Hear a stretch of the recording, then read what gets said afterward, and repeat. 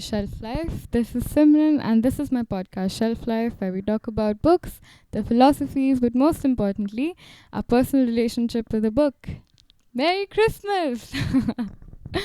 Hello, everyone, and Merry Christmas to you and your families, and your friends, and your dogs, and your cats. Everybody. Merry Christmas to everyone. And I know this episode was pretty long overdue, right? Like, I know that I haven't sat down and spoken to you guys in, I think, 2-3 weeks.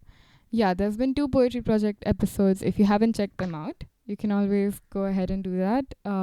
There's been 2 poetry project episodes for the last 2 weeks, and I think the last Shelf Life episode that we did was with Raman, and it was pretty good. I mean, thank you so much for all the feedback that you've given over the past 3 weeks. I've been reading all of them, and I read all the comments, and I really appreciate it. And yeah, now I'm back, and this is Shelf Life. It's Shelf Life during Christmas. That's what it is. Where was I? I mean, where was I for 3 weeks? I was here. The reason I was gone primarily was because I had my semester exams. Yeah, those old things. I had my semester exam and I had to prepare for it and all of that jazz. So that was primarily why I was not around. And the funny thing is that the minute I got done with my semester exams, I just started reading so many books, and I just, I went back to like how I used to enjoy my holidays back in school. Like, the minute your exams would be over and there'd be like a break, I'd just go back and read so much, and I'd read any book that was around. It's not even that I had to go out and pick up new books. I just read whatever was at home, and I just keep reading the entire break. And so yeah, I got to do that again this time around, because obviously you can't go out anywhere, you can't meet your friends. So I just went back to reading, and that felt pretty good. It felt like going back to the basics. So that was good, and I ordered a bunch of books off of Amazon.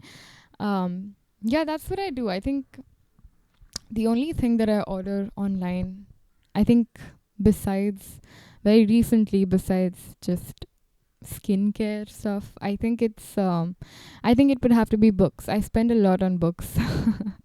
And I feel pretty guilty about it too. But then, it's fine. They're books. I mean, you have to spend on books. Come on. So yeah, so that's what I did. I bought a bunch of books, and we will discuss all of them in today's episode. I'm just gonna recommend the ones that I've liked and the ones I've been reading, and that I have been reading for a while now. In case I haven't, mentioned them, I will put them in this episode, and you can always check out the links in the description. I've been doing that for quite a few episodes now. Every book that I discuss, I put the link in the description, and if I have some articles that I think you might enjoy, I put them in the description too. So check them out. Don't leave before checking them out, and yeah, it's gonna be good. This episode is gonna be good. So I want to talk about this thing that I do every year. Okay. I have a lot of I have a lot of end of year traditions, you could call it. I mean, I haven't had them for a very long time. It's pretty new. It started, I think, 2, 3, 4 years ago, maybe.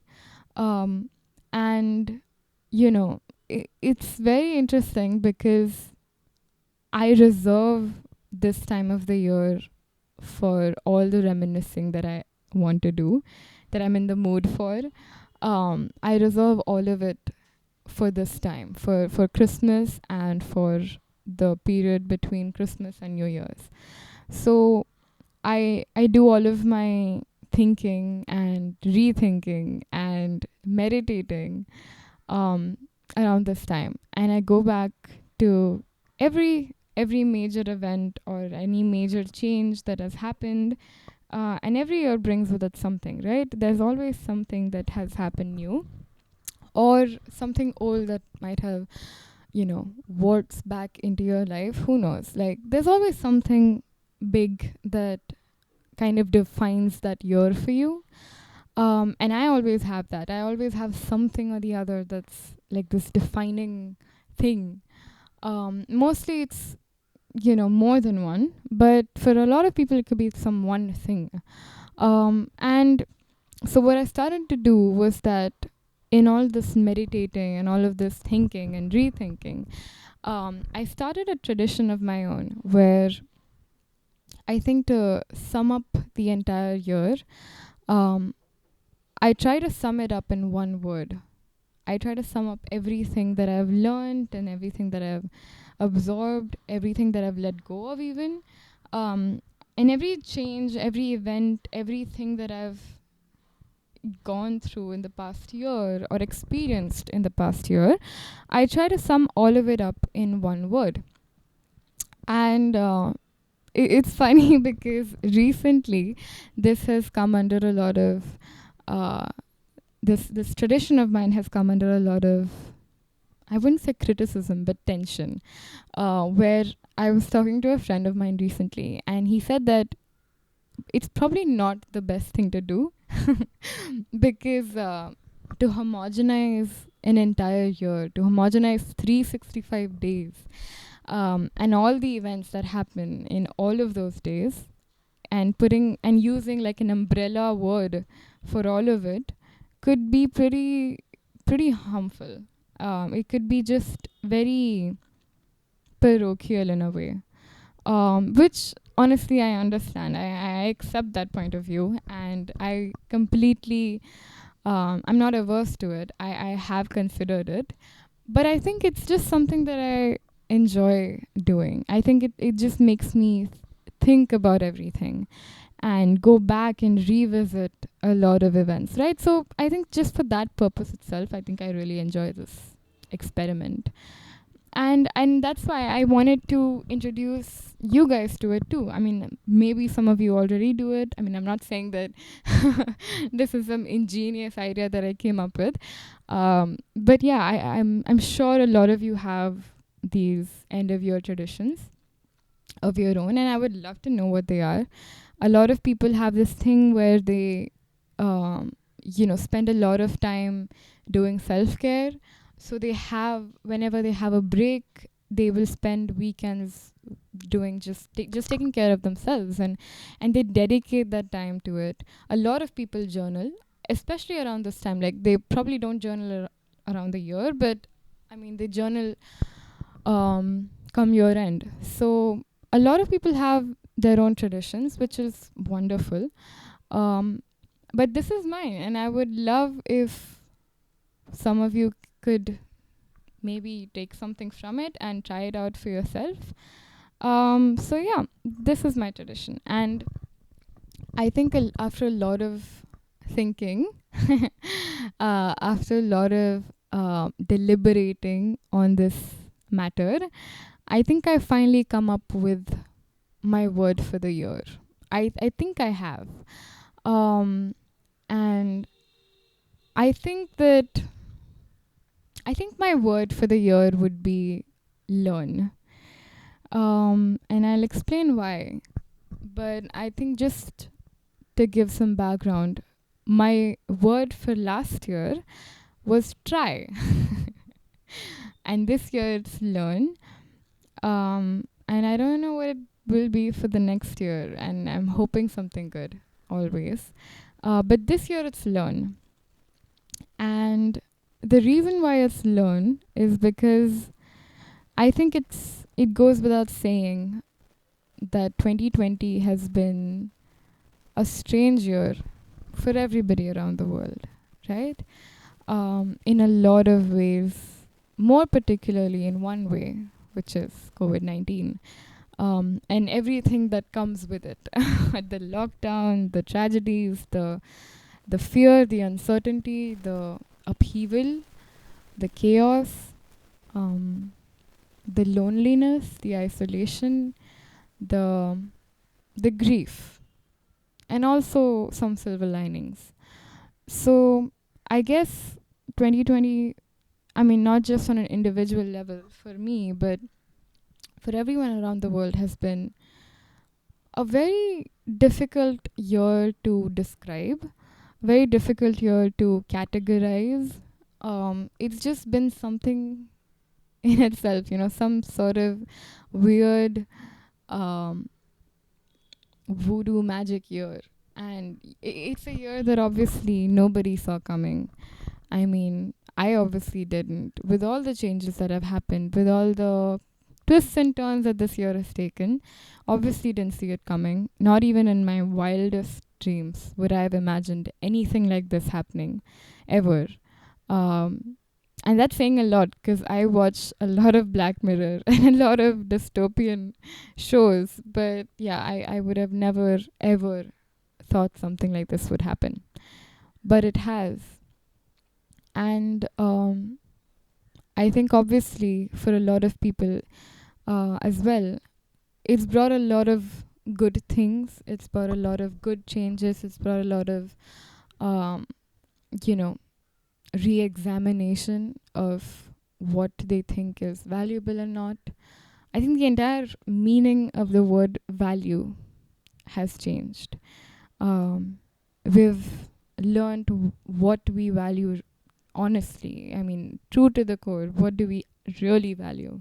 What do we really want to keep in our lives? What are we afraid of losing? What are we afraid of harming or losing or just what do we value? What do we value enough to keep with us even through a period of isolation? So even when you cannot physically be near someone or near something, what do you value enough to still reach out to it and to still keep a memory or to keep some sort of fragment of that thing or that person or that object or that dream alive? So it's really brought a lot of that into perspective for a lot of people, right? And even for me. And I think besides that, obviously, besides learning what exactly is valuable and what you are grateful for and what you need versus what you want, learning the difference between all of those things and keeping that aside, even um, just, I think, learning the learning how to adapt. And I'll be very honest, for I was really thinking about this, whether the word for this year should be adapt or learn. Because to be honest, for me especially, it has been about adapting, right? And I know that it's true for a lot of people my age because, I mean, when you're in college and when you're young, I don't want to keep bringing this up again, but this is my perspective, right? So when you are young, when you are in college, your view of life and of the world um, is very one-dimensional, and it's you think of you don't think too much. I think I would put it that way. I don't think that people who are young need to think much either. I think when you're young, you're living every day by the minute, by the second. You don't plan anything, honestly. Even the planners don't plan anything because you are allowed that liberty. You are allowed the liberty to rest, to enjoy, to not worry. Honestly, you are supposed to be allowed that luxury to live out life like you don't have a lot of years left. You know, live out life like you might die the next day. Because there is a thrill that comes with it. There is a sort of thrill that is prevalent in uncertainty. And people who are young should be allowed that liberty to feel that, to enjoy that phase of life. But I mean, I've had conversations with friends about this, about how through all of this we have been forced to grow up. We have been forced to move out of that zone and to grow up too quickly and to enter the real world too quickly, to plan things out, to slow down. We have been made to slow down, when honestly we probably shouldn't have been slowing down, you know?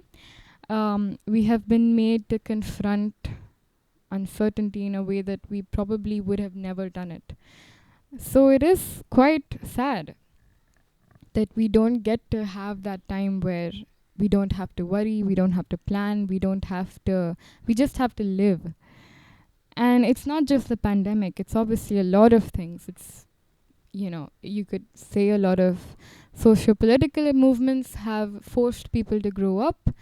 A lot of, just if you live through a tumultuous time, you are forced to grow up. And it's a thing that happens worldwide, right? It's a thing that happens everywhere. It's something that happened post World War II, where a lot of the young people who lived through it, or maybe who saw the repercussions of it, went into this entire mindset of just leaving all of it behind and finding an alternate life for themselves. Of course, and that led to the 60s and the hippie movement and all of that jazz. But anyway, it just, I feel like we were in many ways robbed of something that is rightly ours. And when you have that, when you go into things with that mindset, I think when something like this happens, you just have to learn to adapt. You have to learn to cope. You have to learn to deal with it. And it's not nice, and it's not, it's not what anybody wants. And it's not even the greatest of problems right now, obviously. There are bigger things to deal with. Of course there are. But it is one of those things. And it can be very strange, obviously. And you have to learn to adapt too, because adapting to anything is a process. You don't just wake up one day and you're going to change your whole life. It's not going to happen. When you have to change, when you have to adapt to something new, you have to learn to do it. You have to be patient with it. So I think for all of those reasons that I've rambled on about, learn would be my word of the year. And, you can have a completely different word too. Like, you could have anything. Patience, love, I don't know. What other words? Gratitude, random, annoying, just stupid. You can have any word you want. So yeah, that's it about the word. Moving on to the books that I'm reading and that I have read, there's quite a few, and I really want to mention it today. So I'm just gonna keep this aside, and I'm gonna talk about the books that I bought from Amazon. The first one is Girl in White Cotton. It's also called Burnt Sugar, and the Burnt Sugar, I think, is the original title, maybe, and Girl in White Cotton is the new title, something like that. So it's a book by Avni Doshi, and it was it was longlisted for the Booker Prize. And if you know me, you know that I follow the Booker Prize list, and I try to, steal books off of it. So I wanted to read it because of that reason. And honestly, it sounds like it sounded like a very interesting book. And when I started reading it, I learned that it is a very interesting book. It mainly revolves around a very strange, very scary, a very sad, and also a very, weirdly happy mother-daughter relationship told by the daughter. And it just, I think it's a book about parenting. It's a book about identity and a lot of these things. And it's set in Pune, in India. And I think we don't really, I've never read a book with that backdrop before, with Pune as a backdrop before. You usually read Mumbai, Delhi, Bombay, Bombay.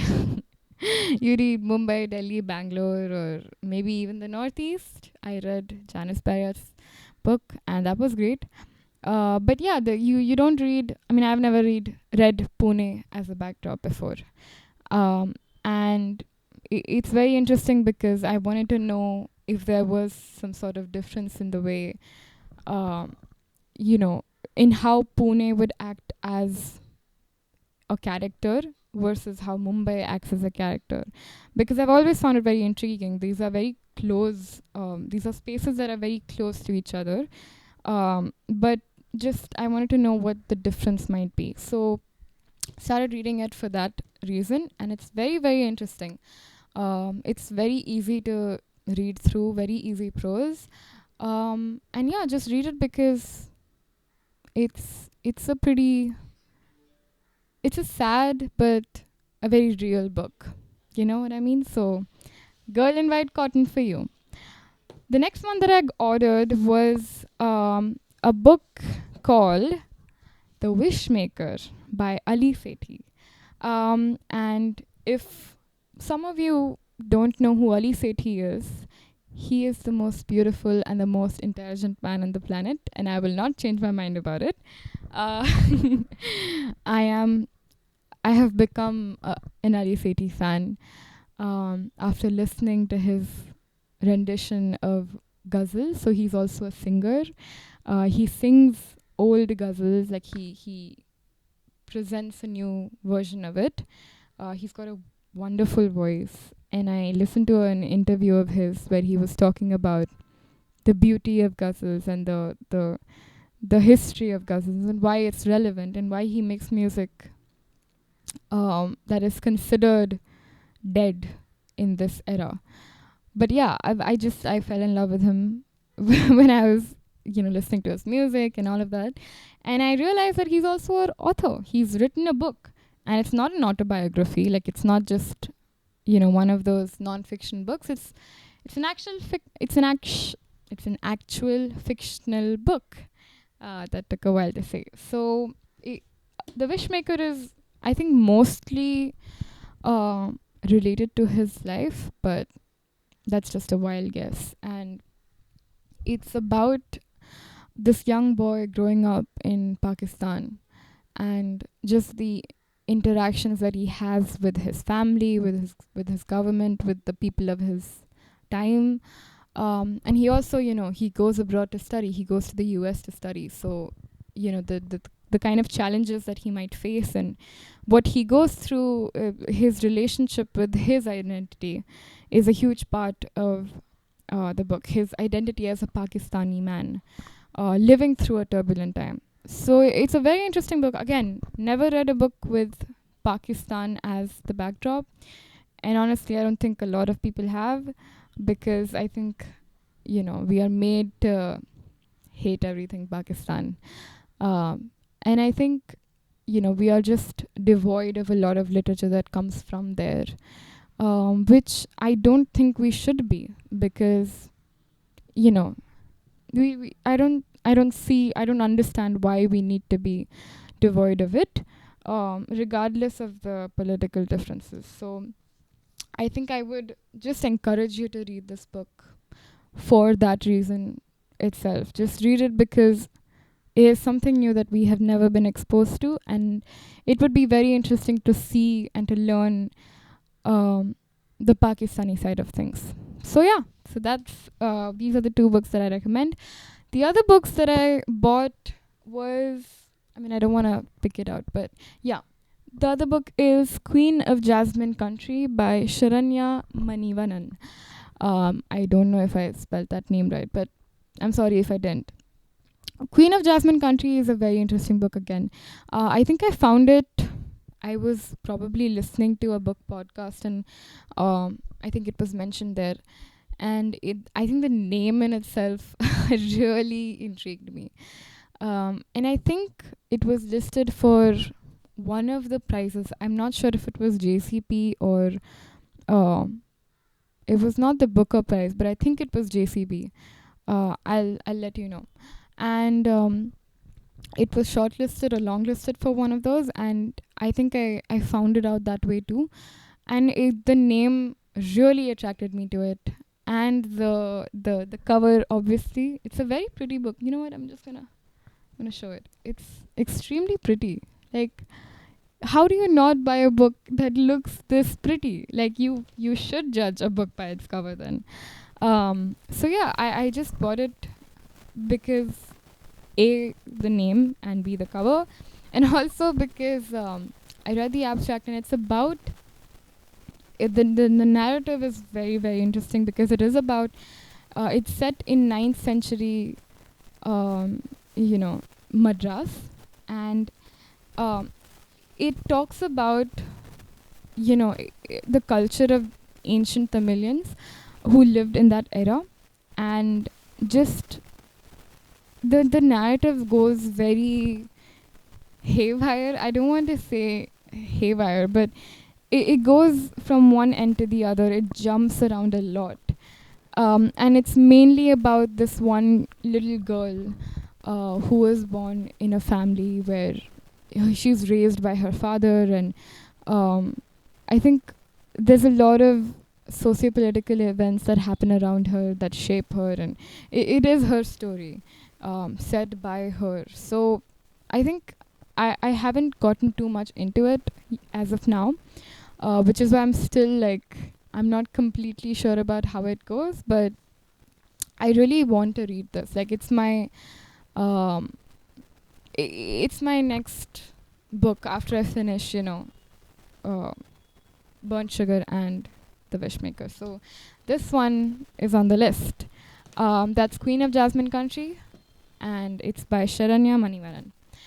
The last book that I picked up through my Amazon binge buying session was finally, I picked up Perumal, Murugan, and his collection of books. Like, finally, I always wanted to pick it up. Like, I've seen him on the shelves for so long. And every time I come across his books, I'm like, can I please buy these? But sadly, for whatever reason, I never buy it. And this time I was like, I have to get this. So I bought One Part Woman. And it's one of, I wouldn't say it's one of his lesser known books, but it's obviously not as famous as Punnachi, which is a beautiful book. And spoiler alert, it's about a goat. But anyway, One Part Woman, it also sounds extremely interesting. And it's got a lot of, again, it's set in a time very different than ours. And it's set in probably, I think probably centuries ago, right? And I think it involves a lot of, it incorporates a lot of animism, and the concept of animism, and the concept of like South Indian cultures having perceiving gods more as a dangerous entity than as this all-pervading pure being.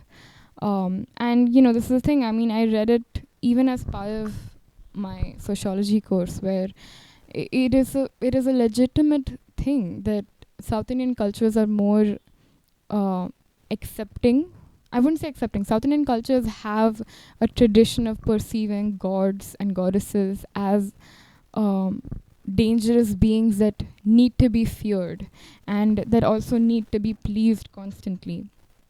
And it's very, it's in contrast with North Indian cultures possibly, and other cultures where gods are supposed to be this pure, pure and just good beings.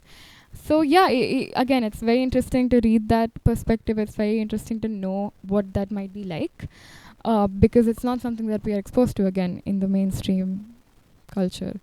So yeah, read it for that particular reason, I think. And again, it's a story about this man and woman trying to conceive a child, and when they can't, they involve the spirits in it, and they do some magic. I explained that really badly, but please pick it up. It's One Part Woman by Perumal Murugan. And that's about it for the books that I bought off of Amazon. But besides that, I've also read a couple of non-fiction books, one of them being Shameless by Nadia Bolz. She is a pastor, I think, based in Illinois, if I'm not wrong. But she is the founder, she's a Lutheran pastor who's the founder of the church, the House of All Sinners and Saints, which is a church in America. And I think I've always been very interested in her work because she is one of those pastors out there who is not very rigid in terms of scripture, who heads a church which is very inclusive of alternate identities and who's very inclusive of just everybody. And when I heard about her church, I was very interested to know how she might be and who she might be and everything about her beliefs and her just practices and the church in itself. So I picked up that book because I really wanted to learn what it's about. And honestly, it was such a beautiful experience to read that book. I don't think I've ever read a book about theology which was better than that one. And it's just beautiful. It's a book full of anecdotes about her parishioners, and it deals with mainly their relationship with sex and how they learn about it and what they've been taught by these very conservative churches their whole life, and which is completely not in tune with God's word and God's will. So yeah, so it's very interesting to read that. It was very interesting to read that, like, all of their accounts, and she presents these people and she presents their stories like they're real people, and they are, and you see their vulnerabilities, you see their fallibilities, you see where they're hurting and how they have been hurt by the church, how they have been ousted by the church, how they've made to feel marginalized and depraved, and how they have been made to feel like they don't belong.